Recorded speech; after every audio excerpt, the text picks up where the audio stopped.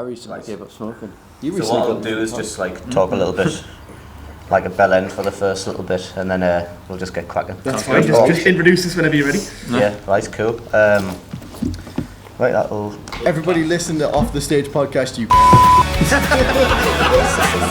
Alright, you can't really hear it. Yeah, that's like. Do we need to worry about being quiet? No, I don't worry about it. Was it just like an open source thing, or have you written that and well, it was actually the mass production who did that. Everyone listen to Off the Stage podcast, you. And then the theme music was just it was some stock thing from like YouTube or whatever. Anyway, we are recording, we are live. Welcome to Off the Stage podcast with me, James Berry. You might realise if you watch the podcast that we're missing someone. Poor little Connor is looking after his girlfriend, doing his boyfriend duties. Ashley's not very well, so he had to cancel last minute, but we have the band here, so we thought, well, we'll still do it. Let's do it. So everybody meets Electric Circus, is that right? That's the one. So that's used. So what Connor also has is the headband. So headphones. So what you would have heard there was people clapping. I can vaguely hear some sort of applause. There's a constant round of applause in my mind anyway. Yeah, so that's it's not a problem at all.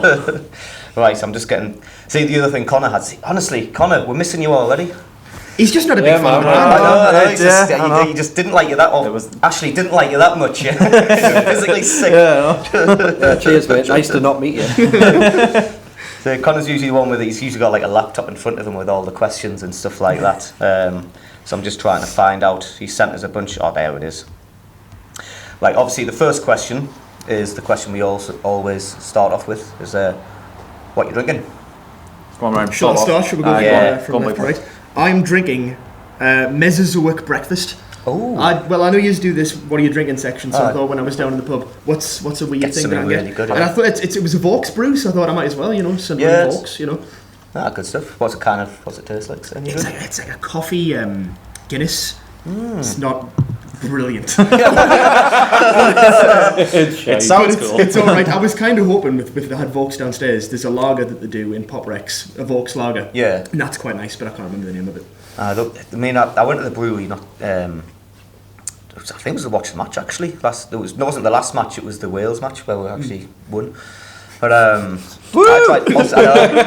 tried Alter Ego. That's my favourite one that they do. Alter Ego, it's called. I've got some nice ones like. I wish more places actually served it. Yeah, it's glowing. Anyway, what are you drinking? What you nearly finished? I am drinking a full fat Coke. Full fat Coke. Feeling alright. You know what? It doesn't go far amiss with the others. Exactly. It looks like a less. It kind of gets it fits the vibe to look like I'm drinking, but I'm not actually. I was just out at the weekend and drank too much, so I'm playing it safe at the moment. Makes sense. So yeah, it was Makes not sense. great. But yeah, full fat Coke. Yes. What am I drinking? What did you buy me? I think it was called a Black Wave. Black Wave. That's the Vaux. Black Wave. It's not Guinness, but it tastes like Guinness, so it's close enough for me. Guinnessy enough. It's nice to be fair. Bit coffee. That looks interesting. Yeah, this is Allendale Hop On gluten-free IPA. So I'm quite a fan of the blonde beers, and they tend to do them in gluten-free, which is my diet essentially. So it's really nice refreshing. Yeah, it's good. That's what you want. Jordan's gluten-free unless he's drunk. Yes. Well, everything goes out the window. Exactly. Yeah. There is waivers have been signed. Well, I'm on my usual Fruity. It's what I get all the time. Nice. It's like a strawberry beer. It looks like a dark fruits, but like a lighter dark fruits. It is. It's honestly, it's so nice. They ran out of it last time we were here, so I was absolutely gutted by it. I get it without fail. I should have shares in the place. Is it local brew or? I don't know who brews it actually. That's probably his. I should learn that, shouldn't I? You might actually be able to get a steak in it. It's just the one with the prettiest colour. Yeah, pretty much. I want that one, please. So whenever it's the summer, it does look like a very summery beer. It's not the summer anymore, but I've just gotten in the habit of getting Fruity nowadays. Is it one of them summer beers where you'll sit and you'll have 7 or 8 of them in a beer garden and you'll stand up? And then you realise, it's exactly it. Yeah, been there. Can we skip winter until we can just do that again? exactly. Can we just fast forward 6 Cannot months? wait. It's not quite the same when it's -5 outside. Is it? No, it doesn't have the same feel, but never mind. Right, next question is, what is Electric Circus? Or shall we say, who is Electric Circus first? Shall we go around the table saying who's your name and what you do? Who is Electric Circus? Who is Electric I'll let Circus? them in. Electric Circus was my idea, basically. Maybe not the name and where we are now at the moment, but it was just during lockdown. I just got to that. I think everybody got to that point where they were just like, I need something to look forward to when I get out of this. I just kind of I've got a song which is called "Don't Need," and it was I'd just been sitting on it for a while and decided to make something out of it. So as a result, I went on. It's not creepy. I went online and found Brad first. And we kind of just hit it off straight away. Jordan was then after that. We did have another guitarist for a little while, but things didn't quite work out. Ryan then joined as a result of that, and that's where we've been ever since. And just, it's always an awkward question asking to describe your band, isn't it? So I did listen to these, like, I was trying to find what I'm hearing kind of thing. But it was hard because it's quite. Who's the bassist? Me. Like, you've got some hell of funky bass lines going on. I was probably and the drum. I don't know where you record. Whereabouts do you record? We'll talk about it later. So it's at when I can remember In-Heart Studios. Yeah, it's in Bladen. Yeah, that first one that you put online, that Don't Need, which is the one that I was just kind of stumbled across, to be honest. And as soon as I heard it, I was like, oh, that's a bit of me. And I wasn't looking to be in a band or anything, but it just so happened that circumstances kind of fell the right way, and I was like, oh, I want to be part of this. Did you do that on your own? Yeah, that's all me. I work with one of my friends as a producer. Don't Need is just all me. Sweet. And then the rest of it is, and then the rest of the songs are everybody. So that's recording it in Hot Bladen. Yeah. So you basically did the bass. And the drums. I drew the drums out on a computer. Yeah, I was gonna so. Oh, don't we all? Exactly. Easy drummer. 100%. Sat there with a little keyboard. Absolutely. God send that. Dum. Right now, put it in there and make it sound like something. But no, that's all me. The first songs, it's all me. But does it sound artificial at all? Like no, just because that's why I asked. I was thinking if this is done programmed, it's definitely easy drummer. Yes. How long until AI can make full albums? Oh, I know. Exactly. It's already there. To be honest, it is. I'm sure I've seen something about that actually, about an AI song producer, where it's they just put the top 10 hits from the last 20 years in it or something like that. The song that came out of it was horrendous. It was absolutely awful. It was just I hate the world and all boys in it, basically. So It's good to know that we're not out of a job yet. No, that's true. No, close, but not yet. Anyway, I think we've already kind of answered the question, who's in the band, Well, that's true, but I mean, Brad was the first member in, so I don't really know what drew you to work with, or what want to work with me, really. Right. I was playing guitar for a while, and then I stopped playing for a little bit, just other bits of life got in the way. And then I started, during lockdown, I was listening to music, and I was like, I want to do this again. And then I looked on Join My Band. Shout out joinmyband.co.uk. And everybody had a guitarist and nobody had a bass player. So I thought, well, I'm going to learn how to play the bass instead, because I've got more chance of, getting in a band. Yeah, honestly, The demand's higher. To be fair, that's how I started playing bass. I was like, oh. It's quite good job security as well, you're not going to get replaced easily. But and then obviously I messaged Sean from there, and I usually learn the song and the rest is short history. Yes, definitely. Arguably a more difficult role to replace is the drummer. Yeah, I know. Drummers are like gold dust. Can I swear? We've got a one C word limit. Tips. There was one podcast where we had someone just throwing F-bombs and all sorts, and apparently you can get You can get banned from YouTube for swearing too Oh, much, okay. so like, Oh, well. we don't mind the odd one. Right, okay, so, fair enough. So swear away. Perfect. I can't even remember. I was going to say, let's leave it moment. We were calling Jordan irreplaceable. Drummers are as rare as rocking horse shit. That's what I was going to say. Yeah, you kind of find a decent drummer anywhere. Honestly. Well, trying to find Jordan. Jordan was the... Jordan is the original drummer, but I had 3 different drummers pull out on us before Jordan actually settled down with us. It was just ridiculous. Usually drummers have like 5 or 6 different bands. Oh, I know. Well, we were talking about this the other day. We were at a gig at Downcast in Gateshead, and one of the bands we were talking to said our drummers in like 7 bands. Yeah, exactly. Yeah, they're in such high demand. Yeah, that's it, especially good drummers. Yes, exactly. Yeah. I've locked him down into us. Yes. He's not going anywhere. How many bands have you got? Good drummers are in loads of bands. Started sweating now. The best drummers stick to like one specific band. There we go. Down there. Yeah, I'll take that. And then Ryan was the last person in. I joined last. I think again similar to you, Sean. I was like lockdown is like I got kicked out of a band right before lockdown, so I spent like 2 years thinking, oh, I'm not gonna get into this again. Am I? Yeah. So again, joined my band. Shout out. He promised me sweets. I did promise him sweets. That's a bit creepy. That actually. Promised him sweets and said, get in the van. 2 things. That's creepy, and secondly, I didn't get any sweets. But I played guitar for 15 years, but just nice to be in a band again. It's interesting, like the amount of stories I see whenever, like the amount of stories about people joining bands. The first thing they say is like, well, after lockdown, like during lockdown, it's just completely changed everything. Oh, 100% it did, yeah. A lot of bands didn't survive lockdown as well. Like quite a lot of local bands who have followed split up, in or around lockdown. Yeah, but I think it's once you get like you're able to kind of get your own mind, then you figure out, well, what do I really want to do? And I think if you've been in a band a long time and you think, maybe we could, if it's not, because it feels like it's not going anywhere, even though nothing's going anywhere. But if you've been in a band for a while, and then you do start to think like, well, maybe I should start something new, and maybe I should do other things. But but it's good. I mean, I think more bands have came about after lockdown. There's a big 100%. saturation, but not in a bad way. There's a lot going on in Newcastle and Sunderland and the North East. There's a lot more now than there was pre-lockdown. I think my thought process during it was that everyone's been stuck indoors for 2 years. Like, it doesn't matter if we're totally shit. People are still going to come out and see if there's something to do. Just want to get the steam. Yeah, exactly, yeah.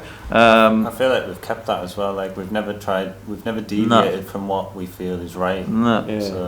I always just want, the only thing I ever really, I mean, I love writing music and stuff like that as well. It's great, I do really enjoy it, but it was always just to make people have a good time. That was the only thing I ever wanted to do. It's the best way to go about it. It's always, if people are enjoying it, then I'm enjoying it. That's the main thing. That's exactly it. Yeah. And so what, if you could, these are Connor's questions, by the way, not mine. So, blame him. Pointing to the camera. I blame him. So what would you say, like, if you had to pin it down, would be your like primary genre of music? Like, what would you say that inspires you the most? Straight up gangster rap. I can see that, to be fair, with bass lines. It's all about, I'm all about the NWA.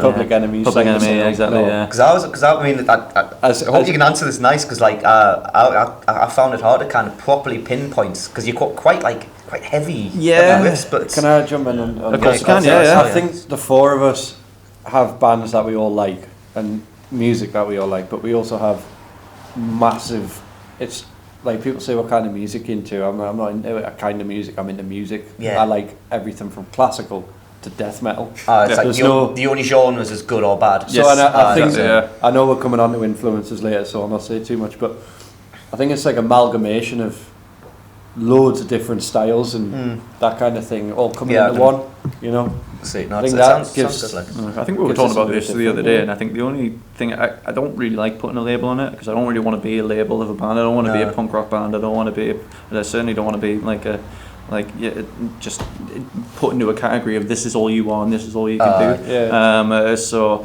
I just put it as rock. Rock is rock. That's all it is. Covers a broad spectrum. I mean, we've got songs that are like fast as out, punky as anything. We've got songs that are proper funky. We've got really heavy songs. Yeah. Like We've got anthemic sing-alongs. It's good to have a mix. Yeah, and it's not I don't like bands in that category as well. It's just I don't want to ever limit myself to what we can do. Really, it's nice to be able to. Rock band is like that's all you got to. Yeah, that's it. Yeah, kind of rock. Yeah, rock. Yeah, exactly. Yeah, kind that rocks. Yeah, exactly. Yeah. Pure rock. Yeah. I've got another question here. Hang on, I cannot read. I need my glasses. All right, so. If you could add anyone in the world to your band, who would it be? So I think what he's getting at with this question is, like any kind of, I guess any major influence you would love to kind of, if say if like one of yous were ill last minute and you could pull anyone in the world to kind of join you. Alright, so we've got to pick somebody to sub out as well. Yeah. Sorry, Ryan, last in. Well, who would you say is the guitarist that would replace you if you wanted somebody to replace you? I'll tell you what, should we say who would we want to replace? Yes, let's make it a competition here. Who would you want to replace? I was really hoping to get hostile.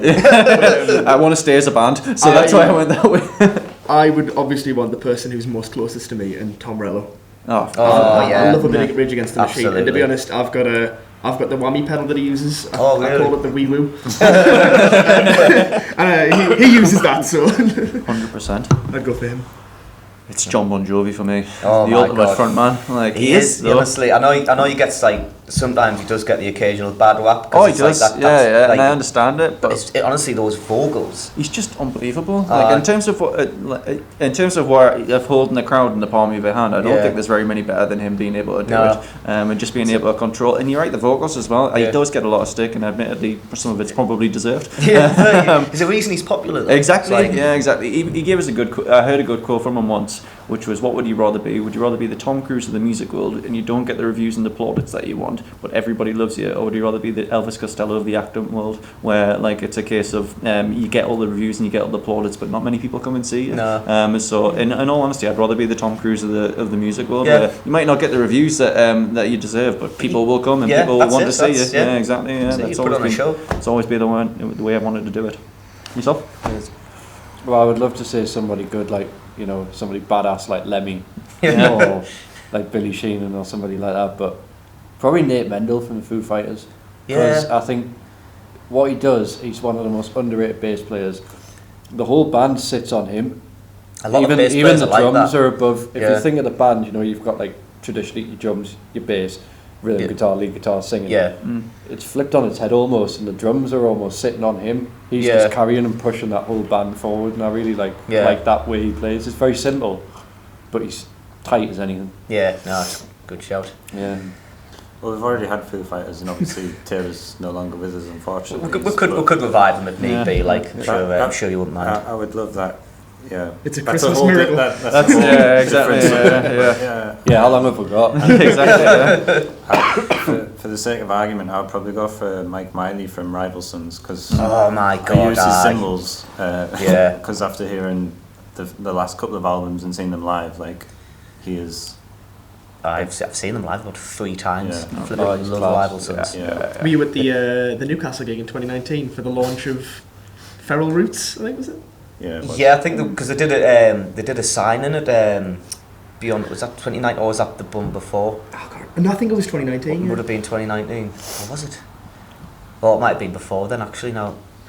It was in I can't remember. Honestly, I've seen them loads. I've even seen they went to the Pints in Did they? in Sunderland. Oh really? They were there. Aye.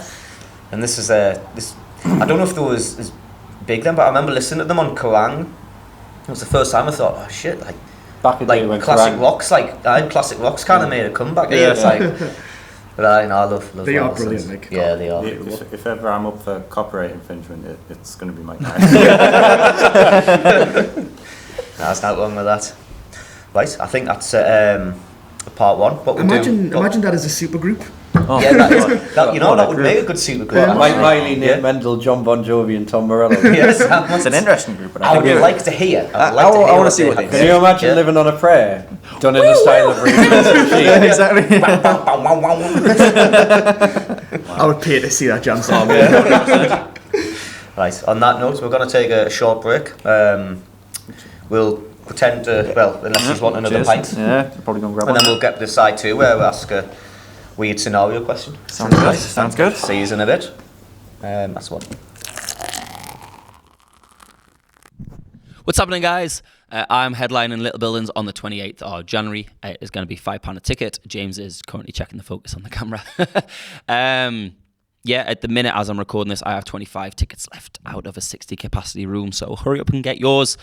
We've got Josh Hennigan and the Priters, our support acts. £5 a ticket for 3 musicians. You may as well fork out the money and come and see us live. It is going to be a great show. After I sell a certain amount of tickets there, I'm going to announce the next one in March. So I will see you there. Cheers. You hear it now, can't you? Yeah, it's so catchy, isn't it? It's a good one. Well, welcome back to side 2. We're with Electric Circus. Oh, hang on. Got me questions. Yeah. So, this is the one Conor put out. I think he put it on a group, so you've probably read it already.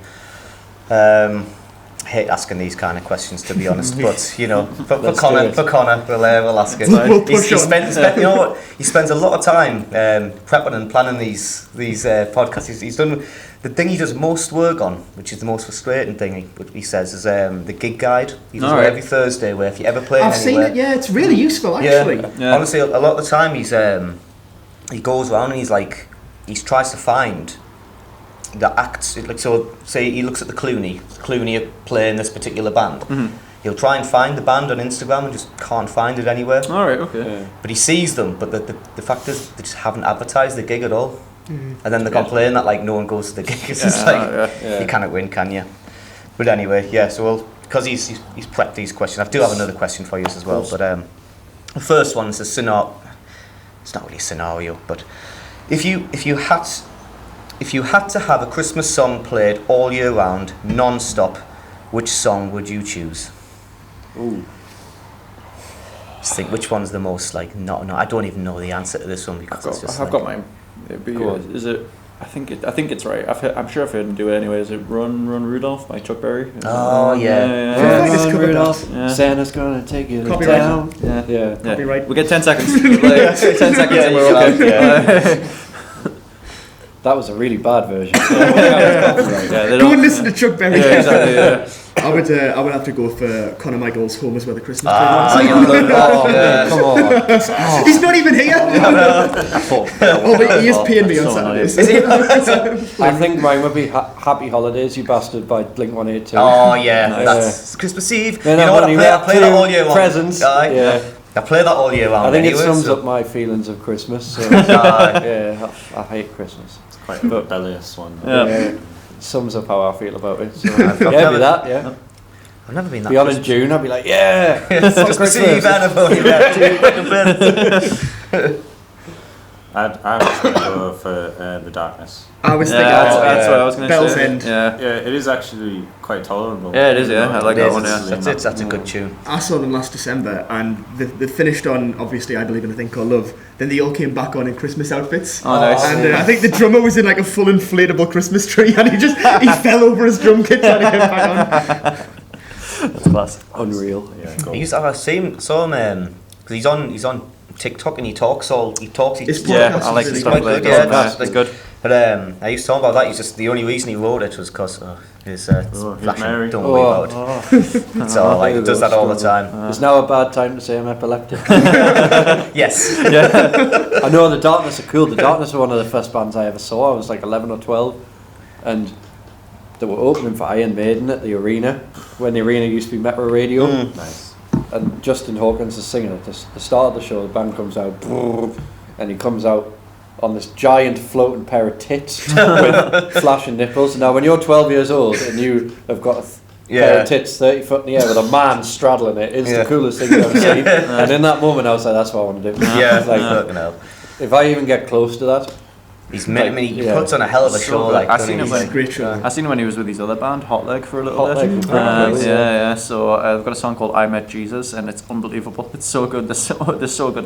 They were so good live as well. Because I went and seen Extreme, and I just heard Hot Leg was supporting them, and I was like, oh, it's Justin Hawkins. Yeah. we saw him at the the Taylor Hawkins tribute in Wembley. Yes. Yeah. He was September. We went down for that, and he was really good. He was one of the best performers on the day. He was. Yeah. He did quite a bit, didn't he? Yeah, like the stamina he had. Yeah. Did a song with Queen as well. Queen, AC. Yeah, I could imagine him doing a Queen song quite well. He's got the high pitch. He's got the high pitch, and he's got the flamboyancy. I think unanimously, then Bell's End is our. That's the one. There we go. The darkness. I would have had. It wouldn't have been that Blink song. There's another one. I think it's called "Not Coming Home for Christmas" or something like that. Oh, I haven't heard that. I'll have to check something like that. But it's again, it's anti-Christmas. It's a very anti-Christmas song, but it doesn't sound like a Christmas song. It just sounds like a anti-Christmas. Well, it's an anti-Christmas song, so it's not going to sound like a Christmas song. That should have been England's national song for this World Cup. It's Not Coming Home for Christmas. I wonder if we have to retire that song if it does. If it never comes home. If it comes home. If it does come home. If it does come home, you'll have to retire that song because it's came home. He's just like they'll just change it to it's here. It's alright. It's the one remaining lightning seed. Doesn't know the song with Frank Skinner. I did have another question for you. I've just thought of it now, so I don't even know my own answer to this one. But what would your WWE entrance music be? That's WWE wrestling. So you're a wrestler, you come. There's some cool ones back in the day. I don't know if you've watched much. Absolutely. When I was younger, that was my Saturdays. I used to love it, mate. Yeah, my mate Matty would have a great answer for this because he loves WWE. Yeah. But Aqua Barbie Girl. Job done. I'm trying to think what kind of wrestler you'd be. Yeah, I'm trying to think of my style. I'd be like a Jeff Hardy. Yeah, that's a good point actually. Your style has to suit the song, doesn't it? So Barbie Girl maybe not intimidating. Because you could probably who would you have? Because what they used to do is they used to get because Rage Against the Machine did a song, D-Generation X. Yes. Did they do DX? Yeah. Puppets. How did I not know that? Place in line.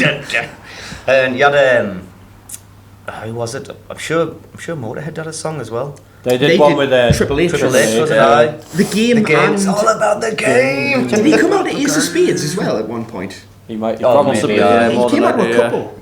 Because Lemmy played bass on that song. Right. He wrote that song, but then I've got my answer now. Was it Fozzy? There's a band called Fozzy. Chris Jericho. No, right. He did that. Lemmy helped out a lot with them as well. So. Oh, that's cool. Yeah. I'd say Hell's Bells by AC/DC. That big bell coming in as down, everything 100%. Goes dark. Yeah, exactly. Oh my god! Just a big bell ringing because I am a big bell. That's right. I think I'd go for Whom the Bell Tolls because of that big bell right at the start. There's a lot of bells in this. Don't let the bells end. I like Electric Bells. New band name. Yeah.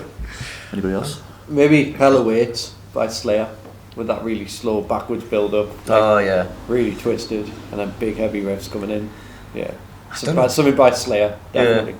I think a lot of the old WWE songs, they had some obviously Ace of Spades, Motorhead did one, and I think Saliva did Batista's, but I think it was a guy called Jim Johnston did a good 70-75% of all the wrestlers' theme songs, all of the lower build ones. They didn't want to have to pay professional musicians to write all these songs, so they had a guy on hand to do them. Right, that's quite clever. Imagine being that talented. Yeah. Write 8 songs for tonight. Okay. WWE's very own Quincy Jones. I tell you what I'd have. The band was mentioned.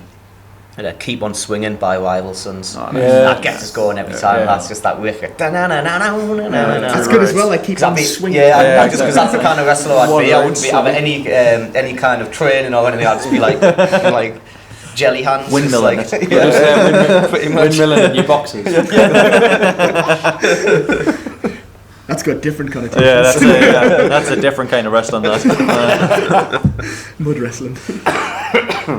Sorry, you'll have to excuse me with all this coughing. I'm proper poorly. It could be worse. You could be actually throwing up. Well, that's true. I've got the man flu, but I'm still here, Connor. He's been out.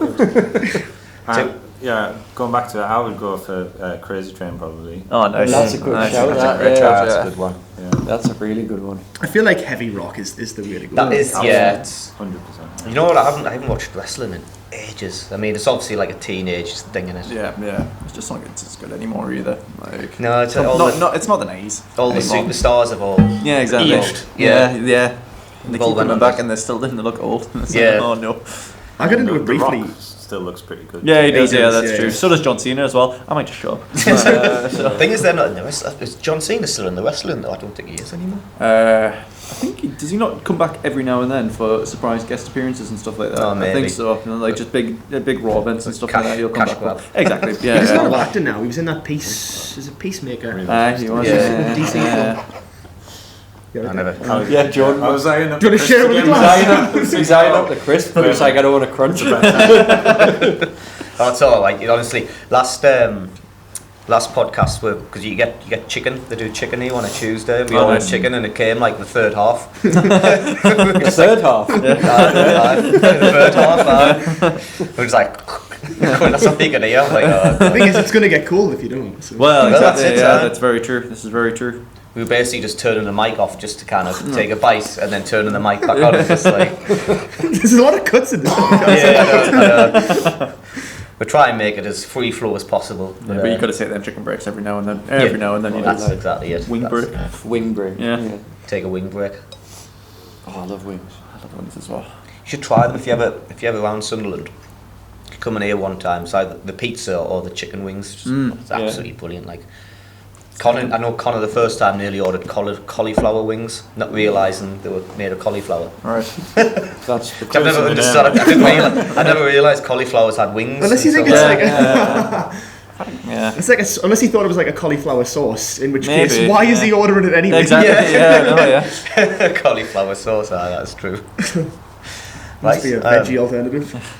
Yeah, it is. Well, it's Well, they do cauliflower steaks and stuff like that, don't they? As well. The thing is, I've seen them on like you say, like I'm sure there's a thing called Bosch, where they do like like vegan foods and stuff like that, and it does look really nice. It looks nice until you realise it's a cauliflower. Yeah, that's it. That's all it is. It's a cauliflower in barbecue sauce. Yep. It might even taste nice, but like you're not gonna get the same nutrients as a No, it's not. juicy steak. Yeah, like, no. Sorry, the vegans. yeah, well, you know, it's just reality, and Yeah. it's like, but Exactly, yeah. I'm not trying to rock any boats. I'm staying quiet. I'm keeping my mouth shut. Come on, he's a butcher. My daytime job is a butcher. These vegans are putting him out of work. So, yeah. But we love your support. yeah. Electric Circus has a high vegan following. Music crosses all dietary requirements. It does, yeah. Even Ozzy Osbourne when he eats bats on stage. Exactly. Oh, what a Exactly. legend. Absolute hero of mine. Cause of coronavirus. Ozzy. COVID's 1 to 18 lived in his mouth anyway. I know. Yeah, probably was, to be fair. Probably be living in his mouth for years. Exactly, yeah. Just like, He might be patient zero, like he's the key could to be, cure it. just everything. Just like, COVID, or as Ozzy Osbourne calls it, a hangover. Yes, on that note, I think we'll call that part 2, and then part 3 we'll get into your recordings and your future and all that jazz. Nice. Thanks for listening so far. We'll take a short break, get a new drink, and see you in a bit. How long was that?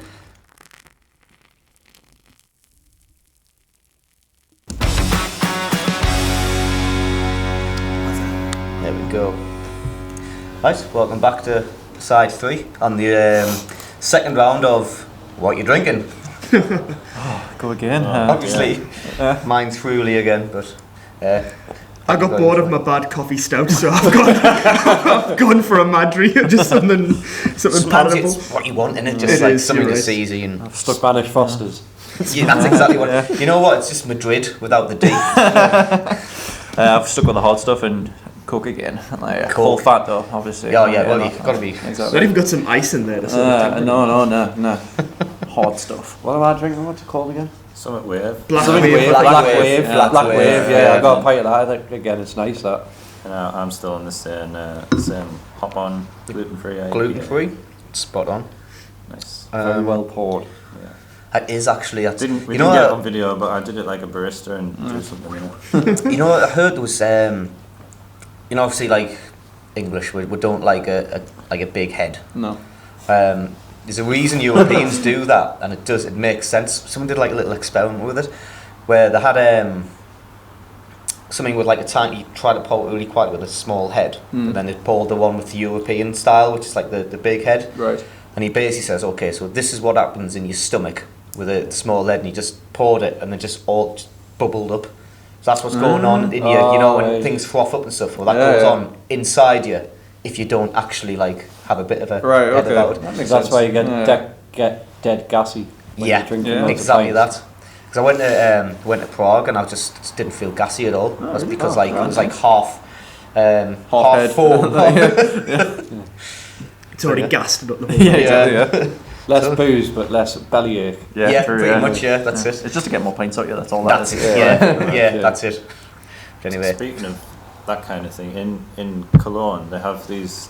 They're only 200ml glasses, and when you go into the pub, it's the only place you can buy this specific beer. Right. And it comes in a 200ml glass, so it doesn't get too warm. And you, when you go in, you get a coaster, and basically whenever your drink's like half empty, they come round and they refill it. All right. Okay. That's cool. And then you what, for free?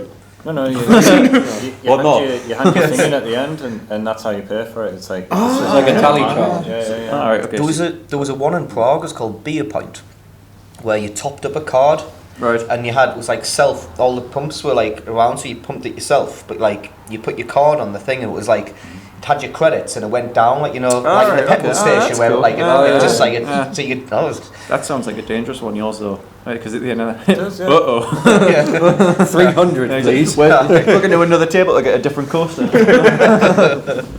Just like, spin your coaster. Like, so part 3, what we usually do is we'll just ask you about your music and what you're going up to. So the first question I want to ask is what does 2023 have in store for you? Lots and lots and lots. That's what I like to hear. Lots and lots of stuff that we don't want to jinx by saying, I would say, but we can certainly. Well, we can certainly say next year we'll be working with Rebel Rose, who are a label, well, like a production. No, I wouldn't say a production label, like a representative. Promoter. Yeah, that's the word I'm looking for. Representative. Yeah. So we'll be working with them next year. So we're hoping to see what we can push forward with them. 2023, we've got some new singles coming out as well. So we're not 100% confirmed on the date yet, so we'll not give anything away on those. And kind of just, it's a little bit of seeing what the year throws it with, but doing it incrementally really. So like we'll have a 3-month plan, and like a 6-month plan, and then a 12-month plan on top of that as well. Cool. Well, we did go into it a little bit at the start, but I figured so like, because I was listening to your songs, and I thought they were recorded really well. So whereabouts do you get them recorded? So the first one, Don't Need, that's just me and a mate. And then the second one is with Lee Johnson at In Heart Studios in Bladen. Absolute legend. Unbelievable. And I'm looking directly at you now. So it's just great, honestly. He just understands what he gets everything we want and what we need from it. I was That's talking exactly to him, but which is why I wanted to re-mention it when it's being recorded and stuff. It does, honestly, it does help so much, especially with the sound, when you've got a producer who knows exactly what you want to sound like. It's kind of like we give him the demo track that we have, and he knows how he wants it to sound, and we know how we want it to sound, and it just comes together nicely. I think the good thing is that we're kind of the first time we went into a record with them, it's awkward the first time you meet anybody, but then the first thing we said to him is, because we're all massive Foo Fighters fans, is we were interested in the Waste and Light album, and we knew we were going to get along with him when he took upstairs, and he's got the vinyl of the Foo Fighters Waste and Light upstairs, and he's like, I love this album. He was looking forward to making something in that ilk, if you would say. And I think as well he's got all this experience and advice.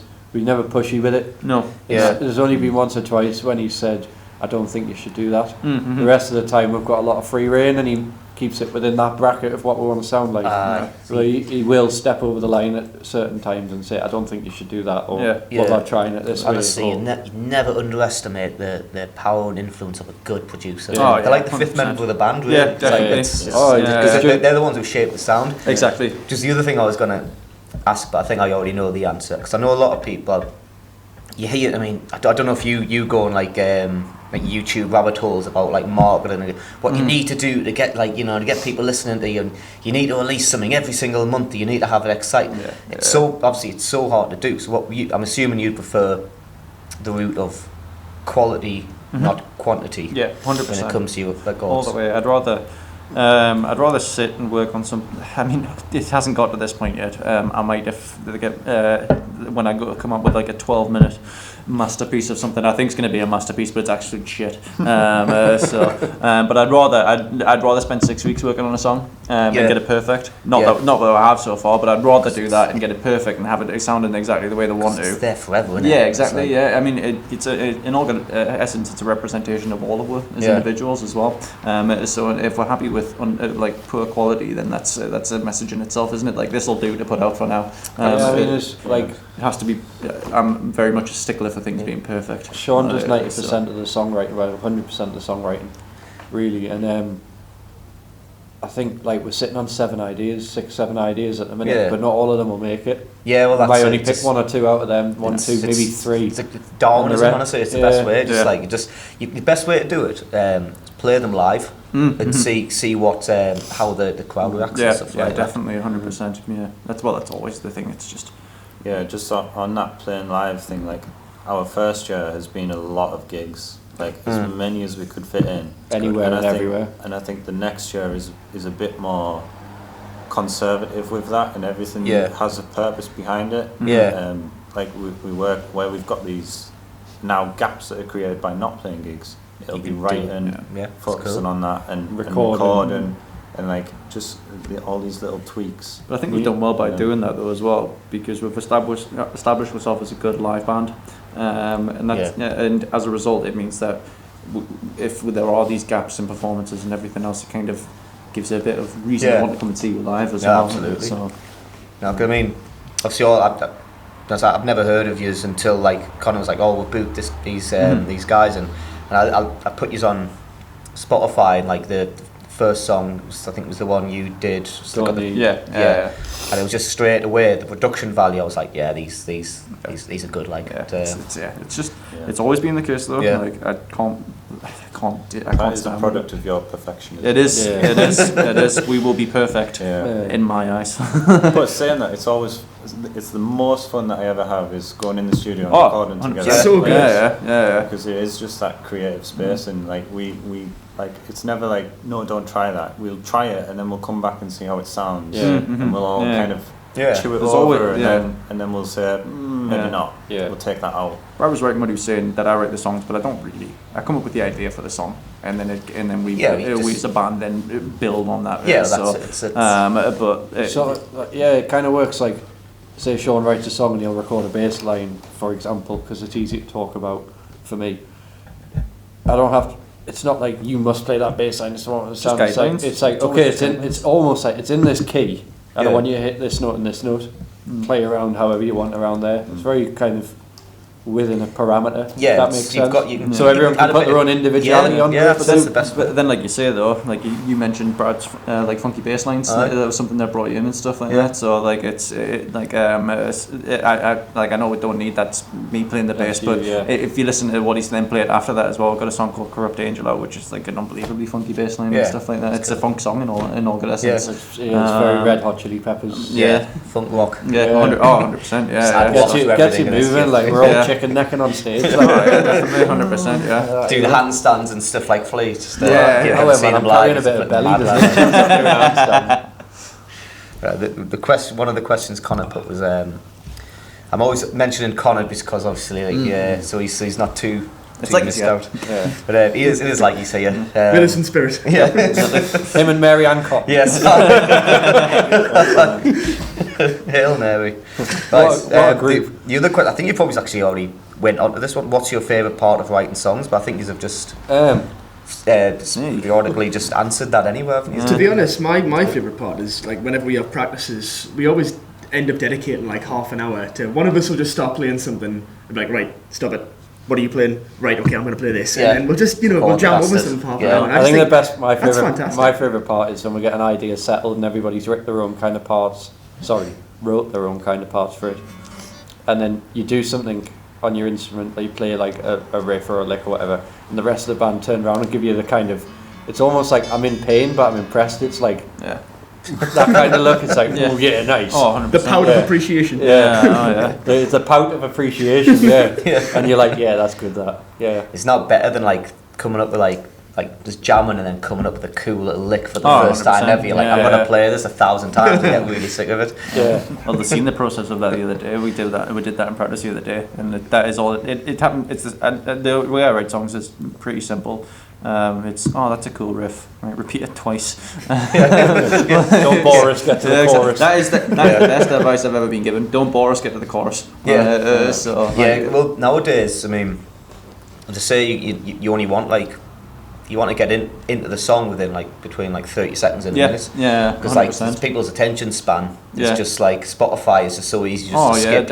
You've got to bring people in straight away. That's why a lot of our songs are quite short, to be fair. They're only like about 2.5 minutes, 3 minutes long. That's all you need. So get you in, get you out. Bye. That's it. Really, you could make a hit with like 1 minute song. Definitely. That's everything else is just repetition after that. Exactly. After the minute. 100%. Which is kind of sad when you think about it. It is very sad. I don't think we're chasing hits. No, but no, I mean it's a lost art. It's not a case of writing short, catchy songs for chasing hits. It's more like that's because I've got no more ideas. That's why. I get to 3 minutes and that's me doing that. Nobody make a joke. Exactly. That's reflective in a lot of ways. To all of Sean's ex-girlfriends, we apologise. So the next question. How do you beat Critters block? And I think he's misspelt writers with Critters. That sounds like when I'm a Celebrity, Get Me Out of Here, where they've got all stupid names for all the tasks. The Critters block. The Critters block, Can I jump in, Sean? Yeah, of course you can. So on the drums, I used to get writer's block all the time, and I would always find my drum fills were like every single time, and then I got rid of a tom. And having less is more. Less is more. 100% of the time. And like sometimes if Sean will send a demo across, I'll just like listen to it first and then play along with it with like the simplest thing you can imagine, and your brain just goes, do this, do that, do this. And like things just like opens up, inspiration just comes. So that's for me.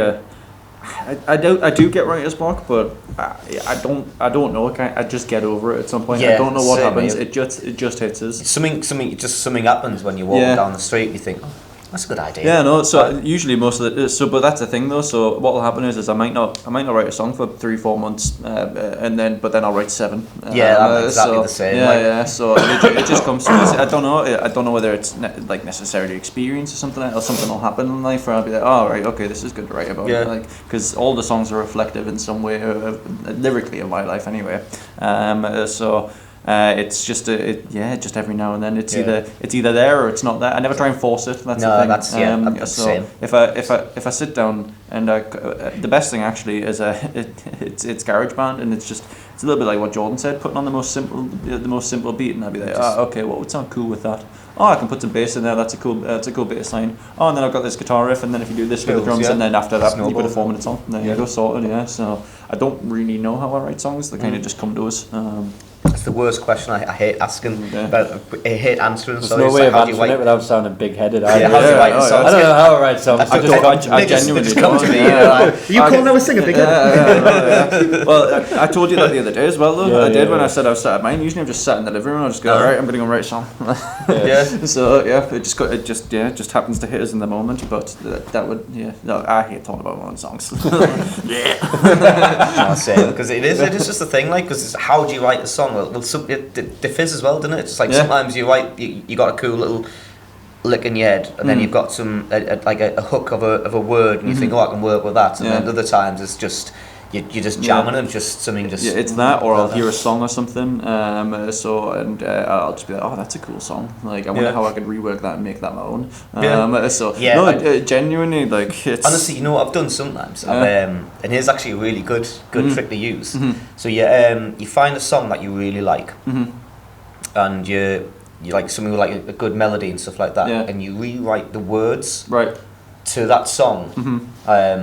in the melody, you write so it sounds really cool. Yeah. And then you just put it on the back burner for like 6 months, and then you forget what song. Yeah. And then you've got really good lyrics. Yeah, that's cool. Yeah, Honestly, like, and then you end up rewriting a song that you've heard before. Yeah, that's it. Yeah. So you use reworked lyrics to a new melody. Yeah, 100%. Yeah, you rework, and then you just forget about it for 6 months, and you can't remember what song it was. Yeah. So you're not tempted to kind of play the same melody, but you've got these cool lyrics. I find a good trick for me as well is. This is me in particular though. I'll tend to listen to one genre for a while and then I'll move on to something else. So like I'll be in a rock mood for a while, or I'll be in a pop mood for a while, or I'll be in an R&B mood for a while, or I'll be in whatever. And I find that helps as well, because it's just different creative influences there as well. So it's I don't really know, but it's something happens anyway. Yeah, it's God, I don't know. Yeah, basically. We'll call it something. Yeah. That would be a great one that answer that question. Yeah. What do you mean, writer's block? God. That's such a flippin' Kanye West answer though. It really is, isn't it? I know he's cancelled now. Electric Circus is not affiliated with Kanye West. Yeah, let's just make that really clear. Yes. Right, changing the subject. Away from Kanye. Before we get a lawsuit. Again. Before we get cancelled. Second lawsuit. Not a lawsuit. Legal dispute. Might as well explain that, because otherwise it's just going to hang there, isn't it? So the first single that we released as a band was The Road. Us four collectively, but we had a sample in there, and it's it didn't get approved. And do you know what? It was from a 1956 Coke advert, Diet Coke advert, and they just said, "Nah, you're not having it." Really? So 3 seconds. Fucking bastard. 3 seconds of a clip from 3 seconds of a clip. 1956. Yeah, exactly. Just because you think it'd be like, that's a little quirky to put that in. You wouldn't think of anything else. However, we got played on Radio 1. No, not Radio 1. BBC Radio Introducing. Sorry. BBC Radio. And we just happened to mistakenly send over the one that had the sample. Yes. Fuck you, that's Coca-Cola, like you bastards. But we love you. Please don't sue me. Should've got Pepsi. This is Pepsi. So there is a limited edition. Exactly. That comes out every now and then. Yeah, exactly. I mean, what really happened was I uploaded it to BBC Introducing before we realised. Exactly. And then it was like, oh well, I've uploaded it now. Oops, and sorry. then they played it before we had a chance to say anything. No. Exactly. Yeah. It was a complete accident, Coke. Please don't sue us. Please. Pepsi. Not that. Pepsi. Yeah, exactly. Yeah, because Pepsi can come after it. Right. Do you have any upcoming shows? Yes. The 10th of That's good, because I'm assuming Connor wouldn't ask that question if you didn't. 10th of Jan. We've got one before the. On the 31st as well. Yeah. We'll Jesus. New Year's Eve. No, whereabouts? Whitehaven, my hometown. Whitehaven. But where I was born. There's a venue there called the Twisted Tongue, and it's class. We went over in the summer, and it's just an absolute. You would not expect it. It's down a side street in Whitehaven. But you go in and it's just this awesome rock bar, great sound and stage. Cool. People are dead canny. We had a wild night. Played the gig. It was awesome. So they've asked us back for New Year's, and in fact, the last time we were there, 3 out of the 4 of us ended up getting a tattoo by his dad.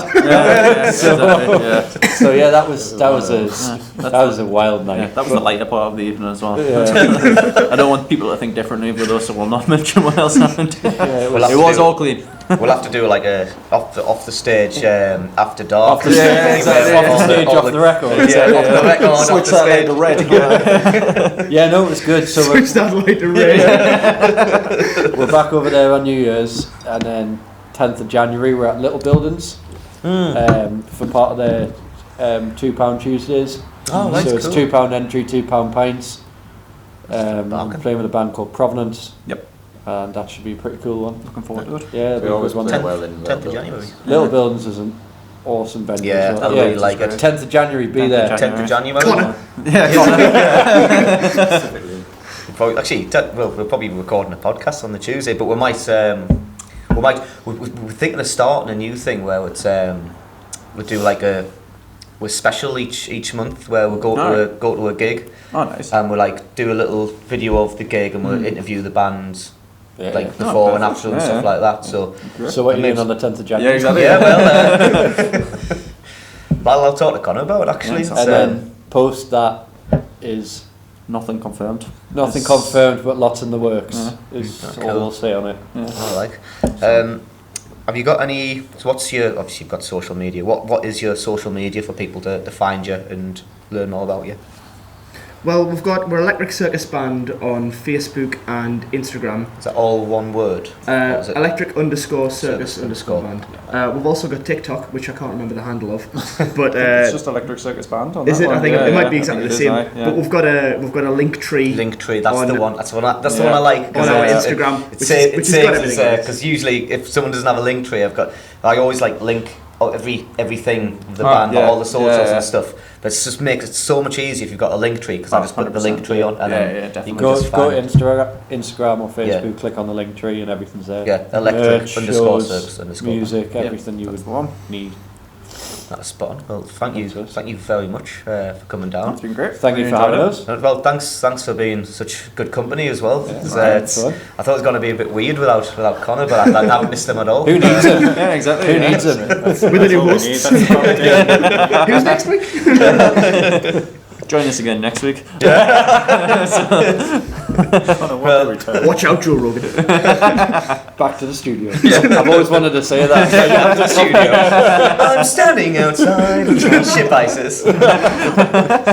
The final question is going to be, what song are you going to sing us? I'm going to do an acoustic version of The Road. Oh, Our first ever acoustic version of anything. song. Video. You've heard it here first. We apologise if it's shit. That's fine. It's very different to the recorded version. It is indeed. That's why we do this, It's just something a little bit different for people, Yeah, that's what we thought. It's kind of a nod to our influences, or at least ours, I would say. Yeah, 100%, definitely. Massive old school blues. Yep. Muddy Waters.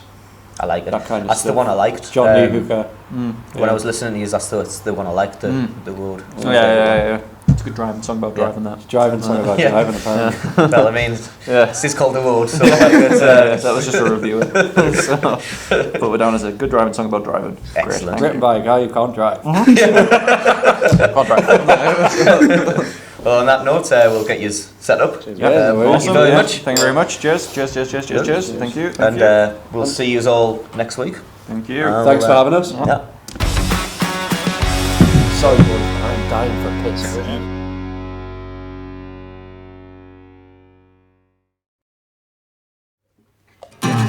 Ready? Let's rock and roll. 1, 2.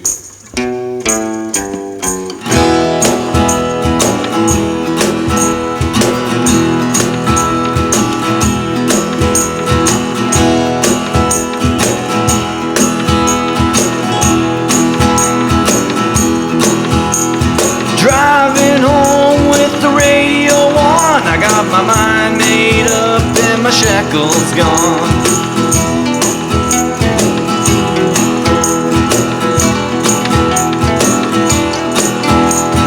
Sunny skies with the desert nights, I hit the overdrive on the devil's high.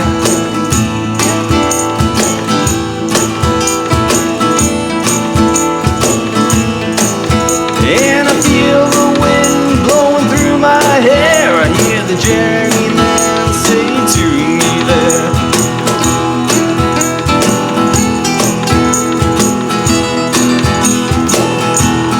tell me please, where do I call home?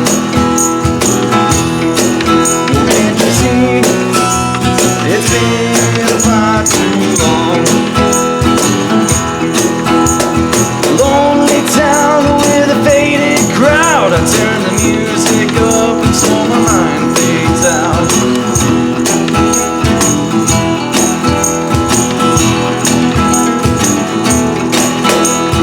Chasing dreams across shattered scenes, and it's all lived out on a foreign screen.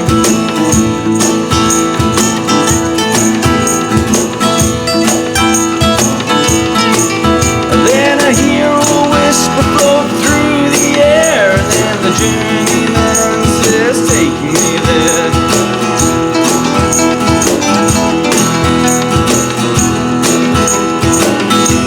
So tell me please, where do I